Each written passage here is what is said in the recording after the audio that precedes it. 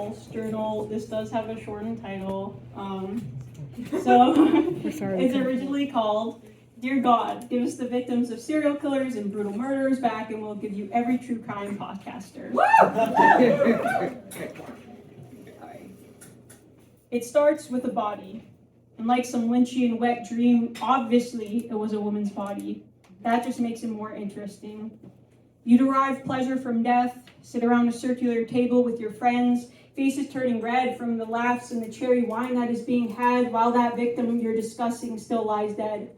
You watch a single documentary and think, maybe Casey is innocent. You would let a napkin manipulate you if it meant views for your show, if it meant more contact to foam at the mouth at, if it meant you could get on TikTok and talk about it like you have a remotely original thought in your head. You're disgusting and pathetic, vile and delusional, like the men you hold as some sort of fictional villain, merely characters for your podcast, broadcasting about a decades-old mystery, while the victim's name is mentioned once, maybe twice in passing if she's lucky. You wear enamel pins that read serial killer documentaries and chill unironically. Your lock screen is a picture of, is that Ted Bundy? You start your intro with something like, it's time for mimosas and murders, ladies, and decide, post it. That sounds amazing. You think Netflix, of all places, is going to ease your distaste for reality? Ryan Murphy, you are going to hell. And not just because you are behind the hit television show Glee. Why the fuck have you given Jeffrey more fame than he needs? You say, hey, we know your son was killed, want to help us on this show about his murderer, and you make the families the bad guys when they rightfully say no. No one wanted to help us. Well, you fucking idiot, obviously not. If I die at the hands of a man that keeps my body in a freezer until the police finally do their fucking job and stop him before it happens again.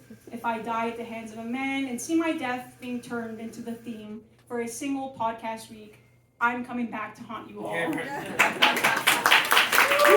don't want to live in a world where people who don't have a single redeeming quality treat murders and trials like Super Bowl Sunday.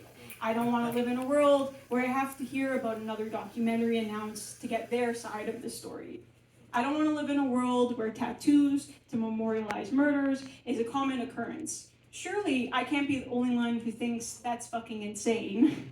So, to the true crime community, even just saying that makes me itch. I offer this. I'm not above violence, not one bit. I think some of you deserve more than a single slap on the wrist.